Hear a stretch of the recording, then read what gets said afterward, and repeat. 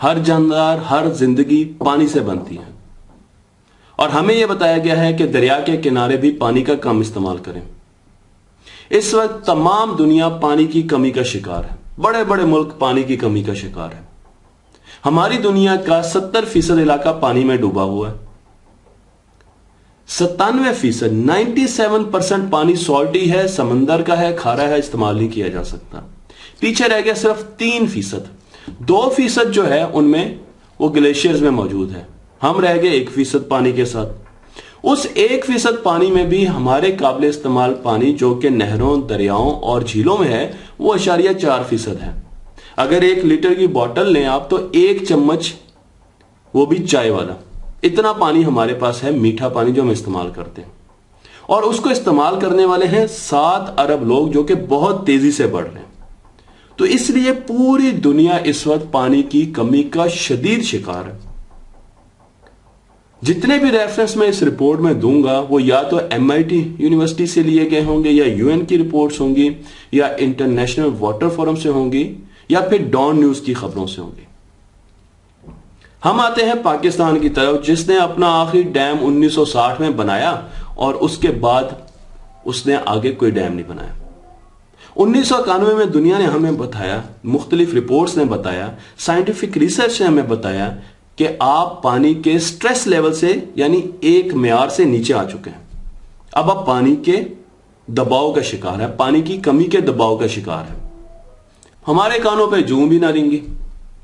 2005 में हमें फिर उन्हीं फोरम्स ने बताया कि अब आप पाकिस्तान पानी के स्केर्सिटी लेवल से भी नीचे आ चुका है, उससे भी नीचे। स्केर्सिटी यानी पानी की किल्लत का शिकार हो चुके हैं। अब आप पानी की कमी का शिकार हो चुके हैं। हमने फिर भी कुछ नहीं किया और हम ऐसे ही चलते रहे। पाकिस्तान दुनिया का चौथा मुल्क है जो सबसे ज्यादा पानी इस्तेमाल करता है। हमारे फॉरेन रिजर्व्स इस वक्त $20 अरब हैं, $20 अरब। और 2 रिपोर्ट्स के मुताबिक हम पानी कितना जाया करते हैं, कितना पानी हम समंदरों में फेंकते हैं। एक रिपोर्ट यह कहती है कि हम 70%, $70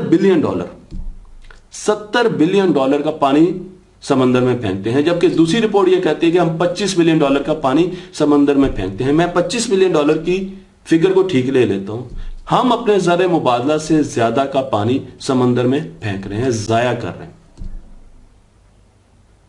हमें यह बताया गया है कि 2035 में रिसर्च ये कहती है को हिमालय के जितने भी ग्लेशियर्स हैं वो मुकम्मल तौर पे पिघल जाएंगे 2035 में। पर पाकिस्तान में शदीद कहत आने वाला है 2025 में। ये इंटरनेशनल रिपोर्ट्स हैं। और ये जो कहत आएगा पानी का, ये कहां पर सबसे ज्यादा होगा? ये बड़े शहरों में सबसे ज्यादा होगा। सबसे पहले ये हमारे मुल्क के बड़े शहरों को हिट करेगा। ये कराची को हिट करेगा, ये लाहौर को हिट करेगा, ये फैसलाबाद को करेगा, ये रावलपिंडी को करेगा। और यहां के लोग पानी को तरसेंगे 2025 के बाद। और 2035 के बाद हमारे मुल्क में पानी बहुत कम हो चुका होगा। एक और रिपोर्ट के मुताबिक दुनिया की आधी आबादी 2050 में पानी की तंगी का शिकार होगा। उनके पास पीने को पानी नहीं होगा। तो फिर हम करें क्या? क्योंकि हमने तो आज तक पानी की पॉलिसी भी नहीं बनाई। इस वक्त पाकिस्तान में पानी की बाकायदा वाटर पॉलिसी मौजूद नहीं है। हम किससे सीखें? हम क्या करें? तो मैं आपको एक मुल्क के पास लेके जाता हूं जिससे हमको सीखने में बहुत ज्यादा मदद मिलेगी।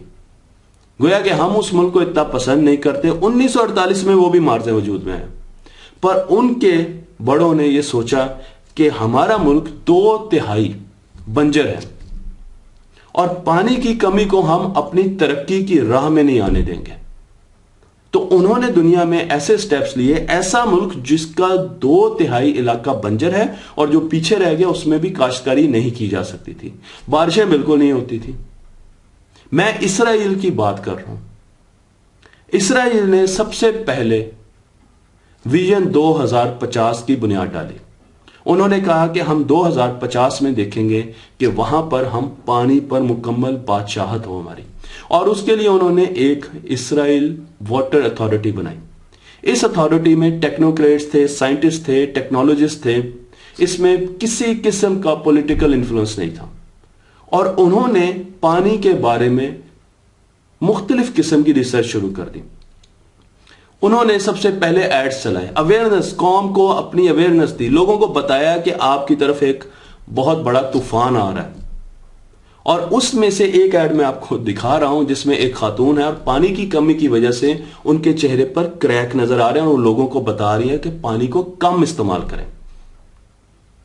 तो उन्होंने एक मीडिया वॉर शुरू कर दी पानी के बारे में, बल्कि मैं इसको मीडिया अवेयरनेस कहूंगा अपने मुल्क में। उसके साथ साथ उन्होंने जो दूसरा काम किया वो ये कि पानी पर सब्सिडी खत्म कर दी।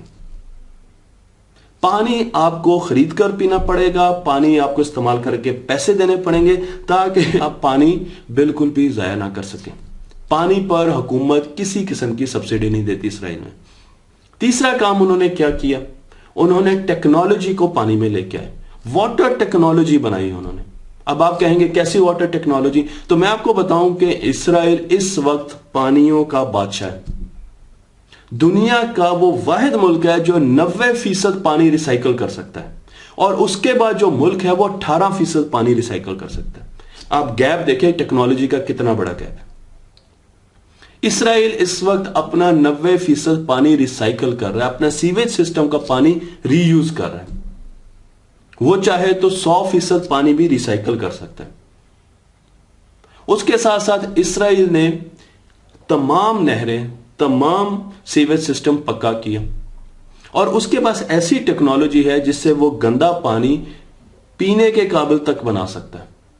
और उसके मुख्तलिफ टेस्ट करके लोगों ने देखे हैं, बीबीसी के लोगों ने जाकर वहां पर देखा है, CNN के लोगों ने देखा है और उसको पिया भी है। उसके साथ साथ इसराइल ने ड्रिप इरिगेशन सिस्टम का आगाज किया। इसराइल ने वो सिस्टम हमें दिया। हमारा पानी, हम जमीनों को जब फ्लड करते हैं, जब उसमें पानी भर देते हैं काश्तकारी के दौरान, तो 40% पानी इवेपोरेट हो जाता है, जाया हो जाता है। और ज्यादातर पानी हमारे एग्रीकल्चर में जा रहा है क्योंकि हम एग्रीकल्चर कंट्री हैं। तो उन्होंने ड्रिप सिस्टम दिया है जिसमें कतरा कतरा पानी पौधे को मिलता है और पानी जाया नहीं होता। उसके साथ उन्होंने और भी बड़ी टेक्नोलॉजीज बनाई। मसलन उन्होंने एक ऐसी टेक्नोलॉजी बनाई जिसमें हर पौधे के नीचे एक ट्रे, एक कंटेनर होता है जो कि शबनम को इकट्ठा करता है और वो शबनम पानी बनाती है, पानी की सूरत में पौधे को बड़ा करती। अब उनको पौधों के लिए पानी अलग से नहीं देना पड़ता। उसके साथ साथ उन्होंने जो सबसे अहम काम किया वो ये कि उन्होंने खारे पानी को मीठा बनाने का एक प्लांट बनाया। यह प्लांट इतना सस्ता था कि दुनिया में कहीं भी इसको कमर्शलाइज किया जा सकता। और उन्होंने समंदर का पानी मीठा बनाना शुरू कर दिया।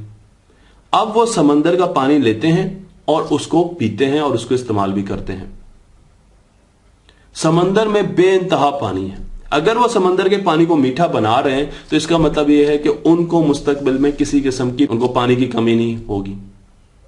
उन्होंने ऐसे सीड्स बनाए, सीड्स टेक्नोलॉजी में गए जिसमें कम पानी की जरूरत हो। उन्होंने ऐसे इलाकों के लिए, कहत ज़दा इलाकों के लिए सीड्स बनाए जिनको पानी की जरूरत नहीं है, आप वो सीड वहां पे ग्रो कर सकते हैं। उन्होंने सीड्स की स्टेम्स, तने छोटे कर दिए क्योंकि हम तने नहीं खाते, इसलिए हमें उसकी जरूरत नहीं और वो पानी ज्यादा इस्तेमाल करते हैं।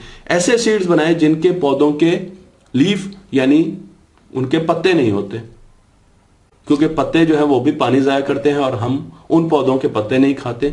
वो छोटा सा पौधा होता है और उसके साथ बहुत ज्यादा फ्रूट लगा होता है।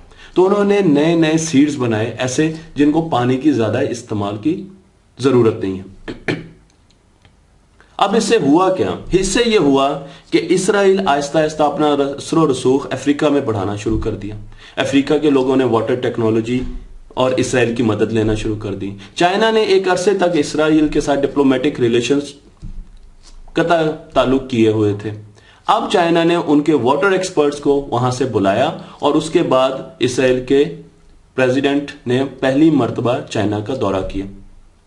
इसी तरीके से दुनिया के मुख्तलिफ इलाके इसराइल को दावत दे रहे हैं कि वो उनके यहां आए और पानी को साफ करने के प्लांट्स लगाएं। मोदी भी पिछले दिनों इसराइल गए हुए थे और उन्होंने वो सारे प्लांट्स देखे जो उन्होंने अपनी बीचेस पे लगाए हैं, जो खारे पानी को, नमकीन पानी को मीठा करते हैं और लगाते हैं। पर हम क्या सोच रहे हैं? क्या हम 2025 का इंतजार कर रहे हैं जब हमारे बच्चे प्यास से मरना शुरू हो जाएंगे? क्या हम ये अवेयरनेस कैंपेन नहीं चला सकते? क्या हम अपनी हुकूमतों को नहीं मजबूर कर सकते कि हमें पानी चाहिए, हमें साफ सुथरा पानी चाहिए? اور اگر ہم یہ نہیں کریں گے تو یقین جانیے، یہ ویڈیو رکھ لیجئے، 2025 میں آپ کو صرف تھر سے آوازیں نہیں آئیں گی کہ بچے پیاس سے مر رہے ہیں، بلکہ یہ پاکستان کے بڑے بڑے شہروں سے آواز آئے گی۔ پانی بچائیے اپنے لیے، اپنے آنے والے بچوں کے لیے۔